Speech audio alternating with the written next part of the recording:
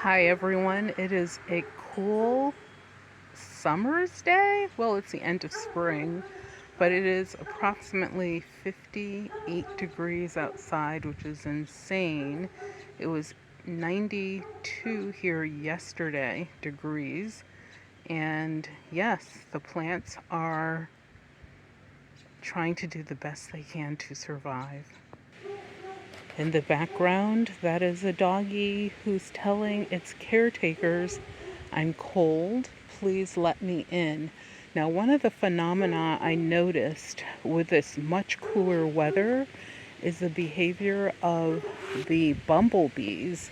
It's really different. They will just sit frozen without moving for hours. It's kind of creepy. It's almost like they're in a zombie state of mind. This is the butterfly bush. It's in its full regalia, and we did lose a lot of flowers very early on due to the fact that the weather got so incredibly cold. In my opinion, there's nothing like the beauty of the dogwood flower creamy. You could see the berries forming in the center and full blossomed. They never disappoint.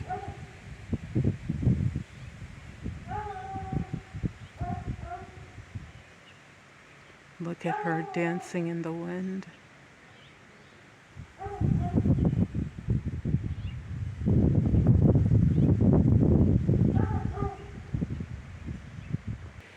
Wildflowers are the smartest during this strange weather time. They know how to close themselves up and preserve themselves without losing their flowers. And they will come back in their full regalia in a few days when everything warms up. Thankfully, I grow plants that do well in cooler weather as well as in bright sun, as the Swiss chard is doing. It's actually grown a bit, even though it's incredibly cold, and I see some little tiny indications of basil. The purple bearded irises are tightly wound up. These never opened. It'll be interesting to see how the open blossoms are doing.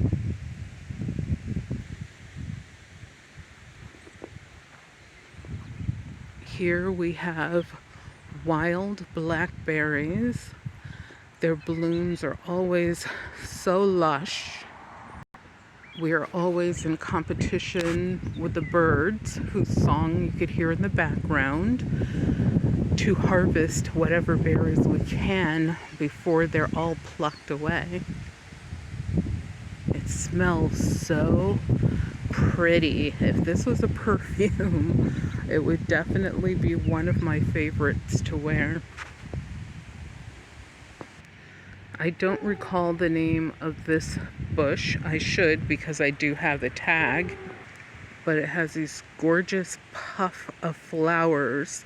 They're in a cluster, and from here, they just look like powder puffs. They're so pretty, or pom-poms. And here we have a giant peony. It's the only one growing on this bush, but look at it. It is as large as an extra large grapefruit. And it smells divine.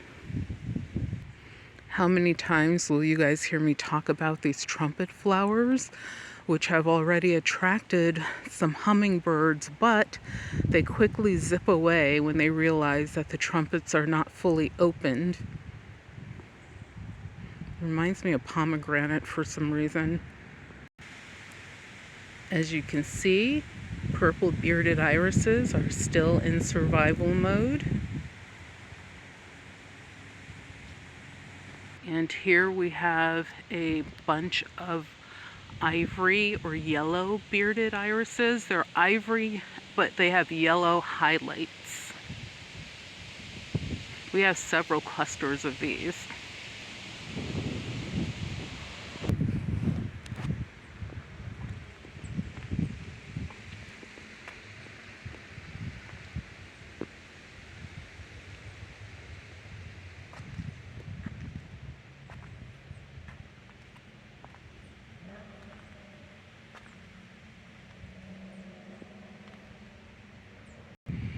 Our pink feathered flowers are nowhere near ready to pop out, but you can see some of the coloring coming in. It'll become a very bright color and very puffy, and then everything will puff out and look just like a feather.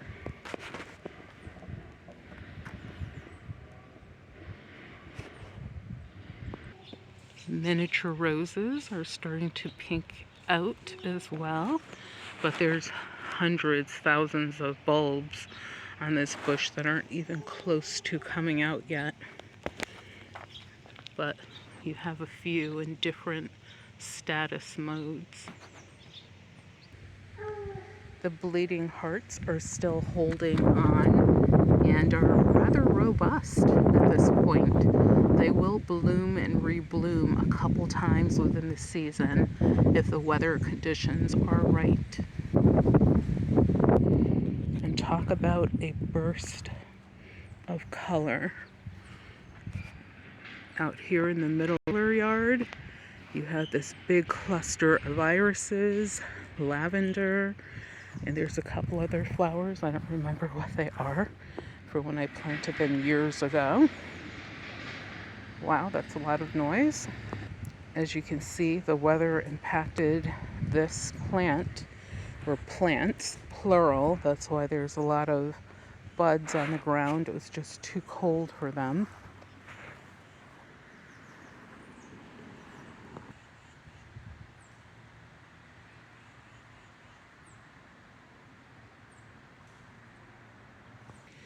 These flowers have suffered the worst.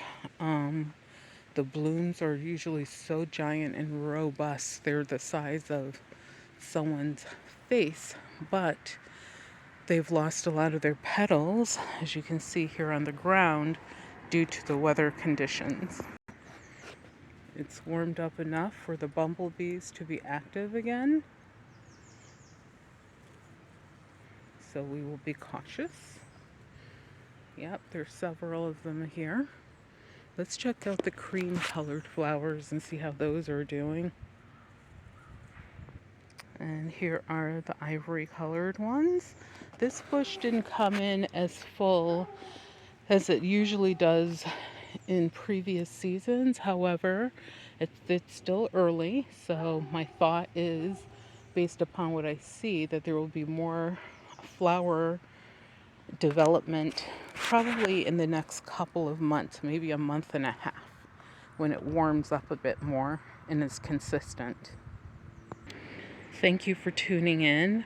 Please do me a favor, subscribe to the channel, and also leave a comment below as to what your favorite flowers were that I showed today. I was simply trying to show the flowers that are out and active. As you know, we have dozens of other varieties, but these are those that are open and or that are still present. They haven't perished, such as the daffodils or the hyacinth, which seasons have already passed. So thank you so much for tuning in. Be well, stay safe. Check out the description below for more very useful information and special offers just for our subscribers. Thank you. Be well.